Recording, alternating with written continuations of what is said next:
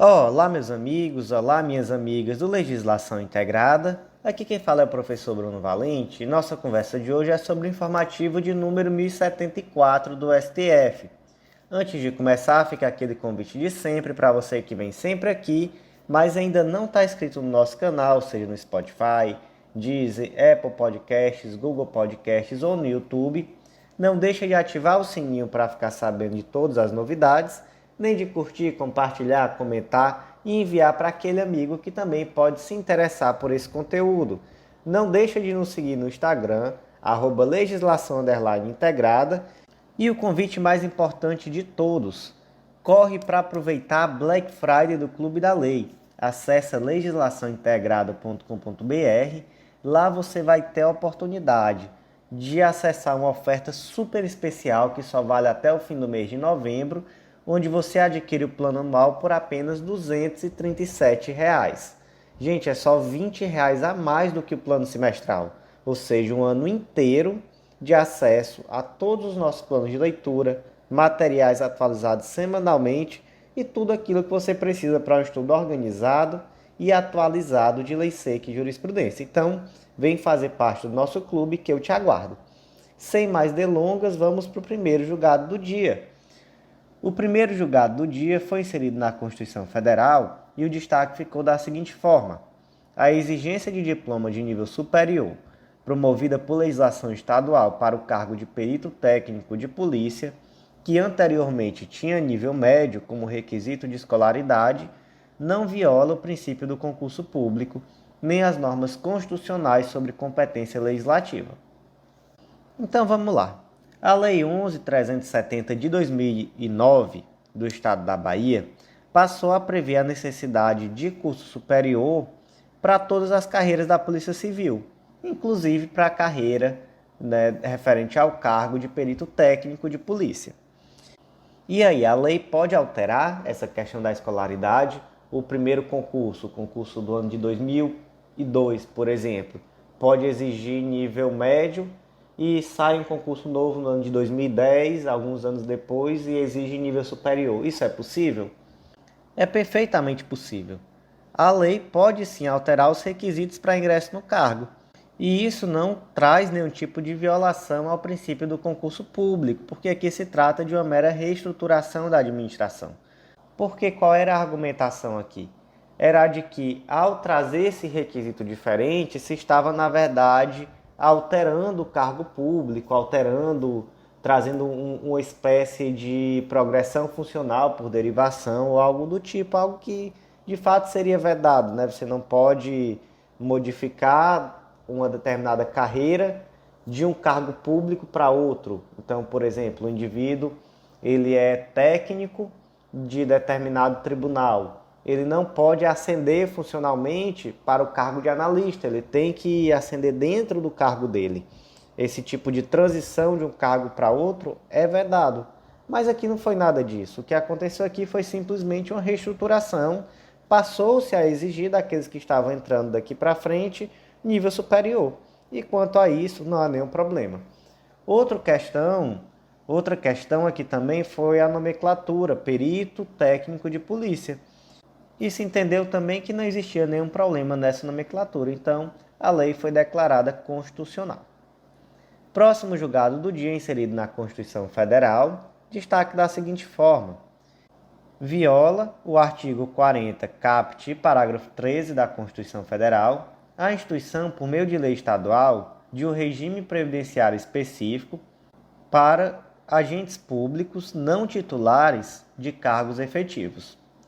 Aqui se trata da Lei Complementar Estadual 125 de 2019 do Estado do Pará, que ela permitiu, em síntese, que fosse criado um regime próprio de previdência social para servidores não titulares de cargo efetivo. Então, aquele servidor comissionado, ele passaria a ter um regime próprio de previdência, não mais um regime geral de previdência social. Qual o problema? O problema é que existe uma vedação específica disso na Constituição Federal, desde a Emenda Constitucional 103 de 2019, veja só. Artigo 40, parágrafo 13. Aplica-se ao agente público ocupante exclusivamente de cargo em comissão declarado em lei de livre nomeação e exoneração, de outro cargo temporário, inclusive mandato eletivo, ou de emprego público, o regime geral de previdência social. Logo, essa previsão está expressa na Constituição, pelo menos desde a emenda 103 de 2019. Portanto, essa lei complementar estadual do Estado do Pará é inconstitucional, posta que incompatível com o artigo 40, parágrafo 13 da Constituição.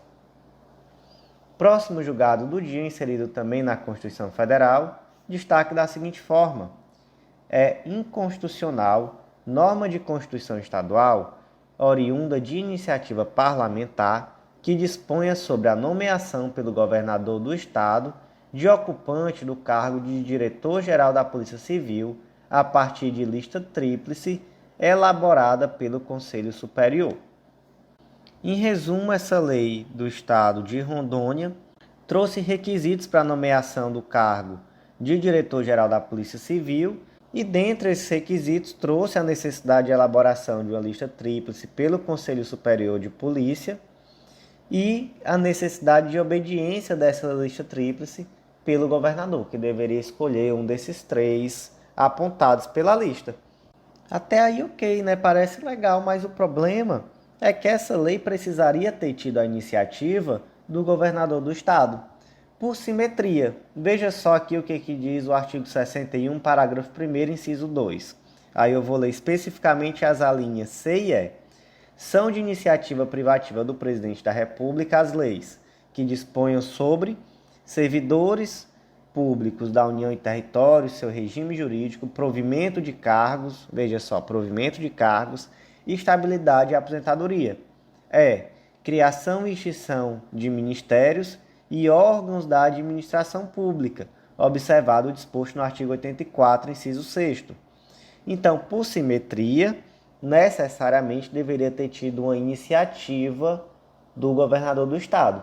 E aqui ainda tem um outro problema. Esse primeiro problema aqui é de iniciativa, então se trata aqui de inconstitucionalidade formal, mas materialmente também é de se lembrar que o artigo 144, parágrafo 6º da Constituição estabelece que as polícias civis do estado, dos estados, né, melhor dizendo, são subordinadas aos respectivos governadores.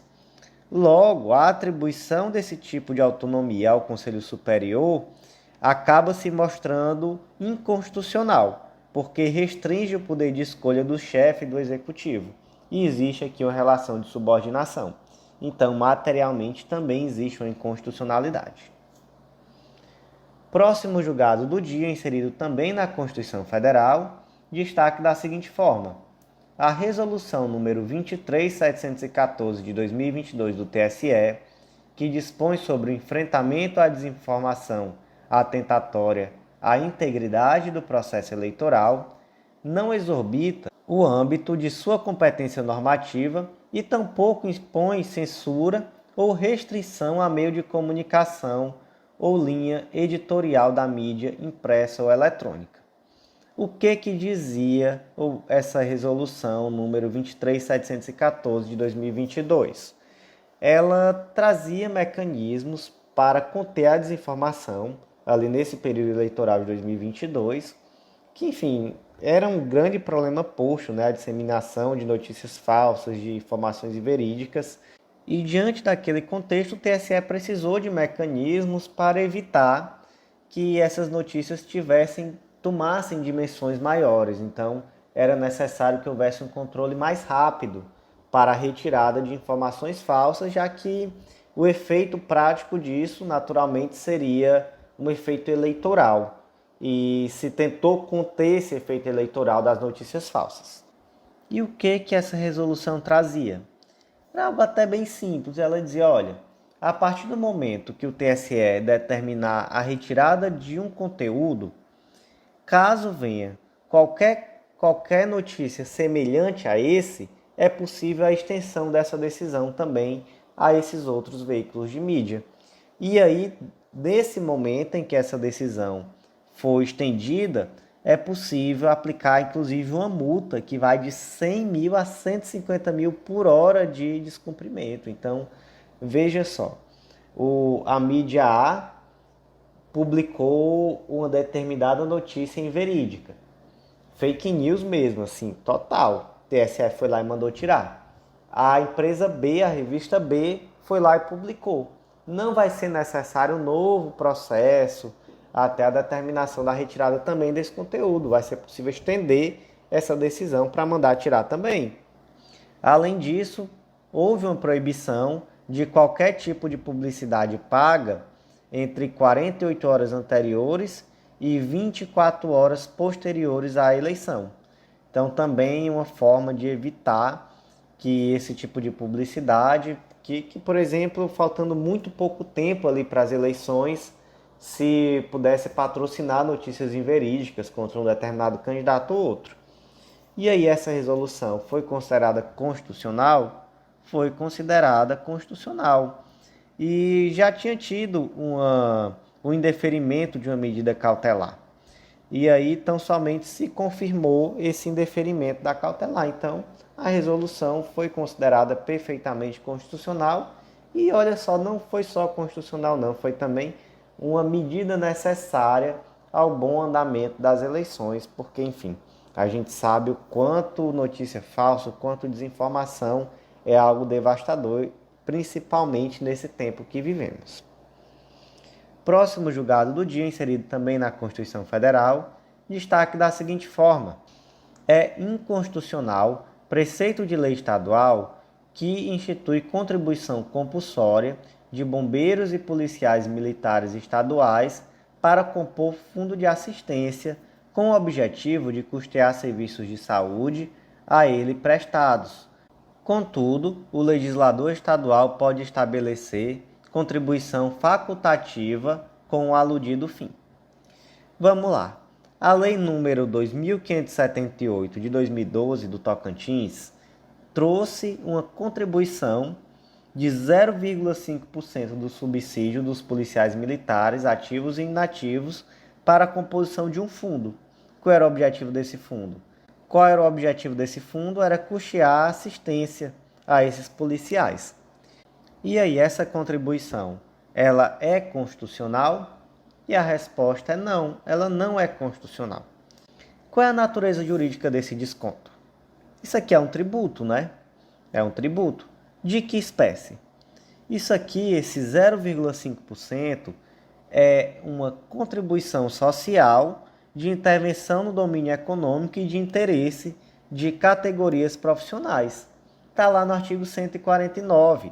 Só que o que o artigo 149 da Constituição diz? Que compete exclusivamente à União instituir contribuições sociais de intervenção no domínio econômico e de interesse das categorias profissionais econômicas como instrumento de sua atuação nas respectivas áreas, e aí segue o dispositivo. Então veja só, criou-se aqui uma contribuição social que só poderia ter sido criada pela União por conta da competência exclusiva prevista lá no artigo 149. Agora, se fosse uma contribuição facultativa, aí existe tributo facultativo? Não existe, né? Não seria uma contribuição social. Então, aí facultativo, ok. A pessoa pode ir lá e dizer, olha, eu não quero que desconte. Ok, nenhum problema. O que não pode é dessa forma que estava previsto, na imperativo, até porque se tratava ali de uma espécie tributária que é vedada ao Estado instituir.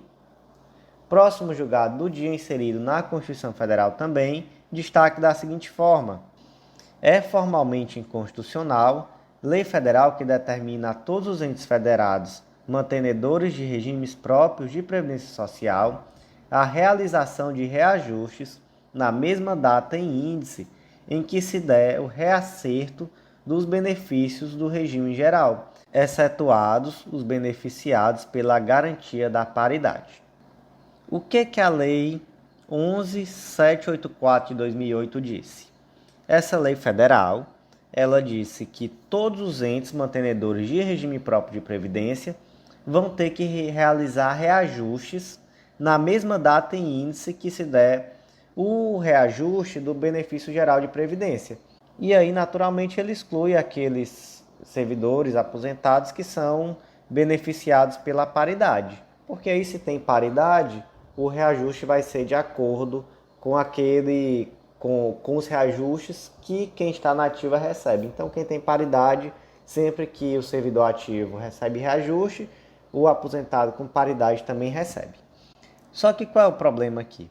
É que esse dispositivo ele fere a autonomia tanto administrativa como financeira dos entes federados. Está lá no artigo 24, gente. 24, inciso 12, parágrafo 1º. Compete à União, os Estados e DF legislar concorrentemente sobre previdência social, proteção e defesa da saúde. Aí, parágrafo 1º. No âmbito da legislação concorrente, a competência da União limitar-se-á a estabelecer normas gerais. Então, nesse caso aqui, não há o estabelecimento de uma norma geral. Existe aqui, na verdade, o estabelecimento de uma previsão que vai adentrar na própria autonomia financeira, orçamentária, administrativa dos demais entes federados. Isso é possível? Isso não é. Então, vamos declarar a lei inconstitucional? Não. Vamos dar aqui só uma interpretação conforme a Constituição? Para dizer o quê? Para dizer que, olha, essa lei se aplica só à União. Então, a União, de fato, todos os regimes próprios de previdência vão precisar reajustar pelo menos no mesmo índice e na mesma data que o regime geral. Legal. Estados e municípios. Não, é Estado e município, cada um faz sua própria lei, cada um rege da forma que entender correto. Próximo julgado do dia, inserido na Lei número 7347 de 83, Lei da Ação Civil Pública, e se trata aqui de uma tese de repercussão geral, é o tema 104. A tese ficou da seguinte forma: em ação civil pública proposta pelo Ministério Público do Trabalho em face de empresa estatal, com o propósito de invalidar a contratação irregular de pessoal, não é cabível o ingresso no polo passivo da causa de todos os empregados atingidos, mas é indispensável sua representação pelo sindicato da categoria. Então vamos lá. O MP propôs uma ação civil pública em face de uma empresa estatal para quê? Para invalidar a contratação irregular de pessoal. Imagina aí que são centenas de empregados, né? Centenas de pessoas que foram irregularmente contratadas. Nessa ação civil pública vai ter que estar todos esses empregados. Já pensou o tanto de gente nesse polo passivo? Não precisam, né? Quem é que vai estar nesse polo passivo? Quem vai estar é o sindicato da categoria. Sobretudo, gente, porque o sindicato da categoria ele é representativo da categoria. E, além disso, ele é um legitimado, inclusive, para propor ação civil pública. E onde é que está isso? Você vai lá no artigo 5º e ele diz que, dentre os legitimados, está a associação que concomitantemente seja constituída há mais de um ano, nos termos da lei civil, e que inclua entre suas finalidades institucionais a proteção do patrimônio público e social, meio ambiente, consumidor, ordem econômica, livre concorrência, direitos de grupos raciais, étnicos, religiosos, ou patrimônio artístico, estético, cultural, turístico e paisagístico. O que é um sindicato, se não uma associação? Então, perfeito, não veio expresso o sindicato, mas o sindicato naturalmente é um legitimado a propor ação civil pública. E olha só, é quem mais faz ação civil pública, viu? Eu trabalhei durante um bom tempo em vários sindicatos, onde o meu trabalho era exatamente a propositura de ações coletivas, ações civil pública, todo tipo de ação coletiva que você imaginar. Então, de fato, é um ente muito representativo e que, de fato, tem essa legitimidade. Não só perante a categoria, mas inclusive para propor ação civil pública. Então, em um caso como esse, não é necessário que os empregados estejam no polo passivo. Basta que esteja o sindicato representativo da categoria. Próximo julgado do dia, inserido no Código Tributário Nacional e também é uma tese de repercussão geral. É o tema 699. É constitucional a cobrança, em face das entidades fechadas de previdência complementar não imunes, o imposto de renda retido na fonte e a contribuição social sobre o lucro líquido. De onde é que vem aqui a grande dúvida, na verdade? É porque, gente, a rigor mesmo, uma entidade fechada de previdência complementar não tem lucro. Ela não tem lucro, ela tem no máximo que um superávit. Ela arrecada e ela distribui o dinheiro que ela arrecada aos beneficiários. E aí ela pode ter aqui, naturalmente, um superávit. Então, ela arrecadou mais do que ela distribuiu, tá bom? Então, aqui existe uma situação em que há superávit, mas lucro não tem lucro propriamente dito, porque não é uma entidade que tem finalidade lucrativa. E aí, se ela não tem lucro, ela vai pagar imposto de renda?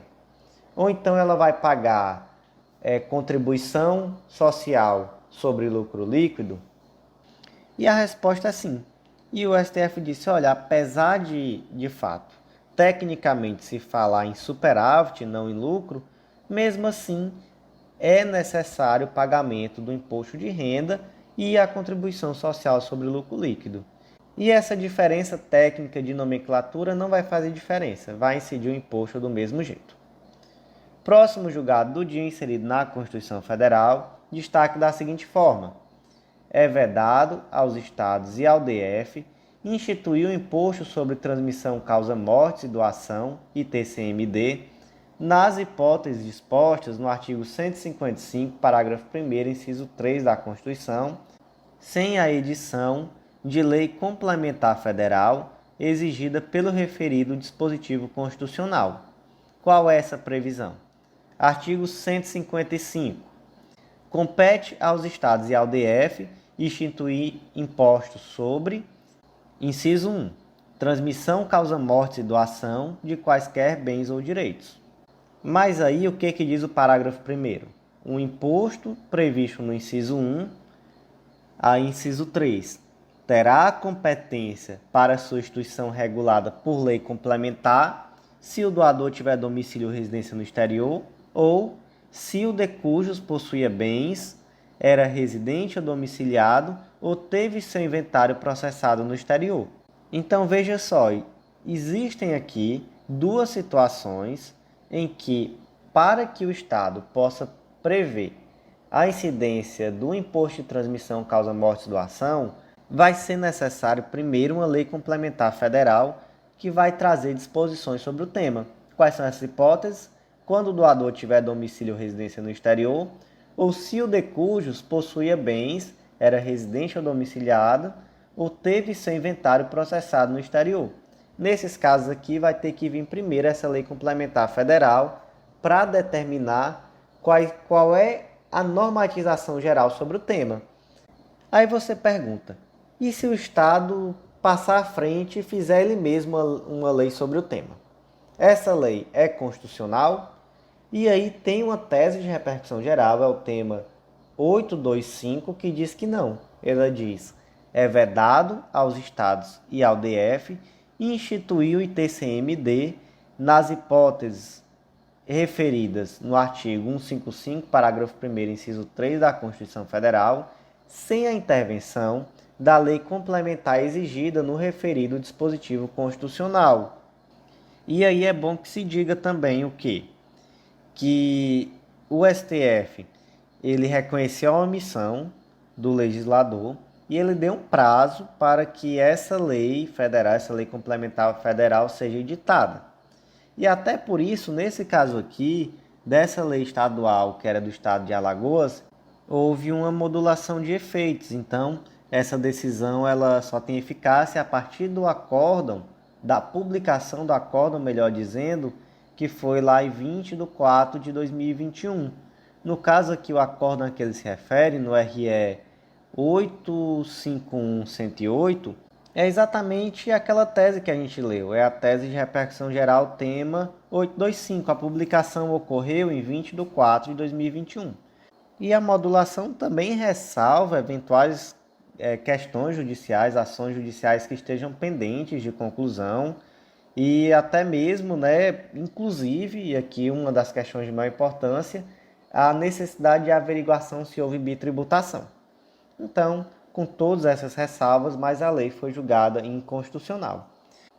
E o último julgado do dia vai ser lido tão somente aqui o destaque.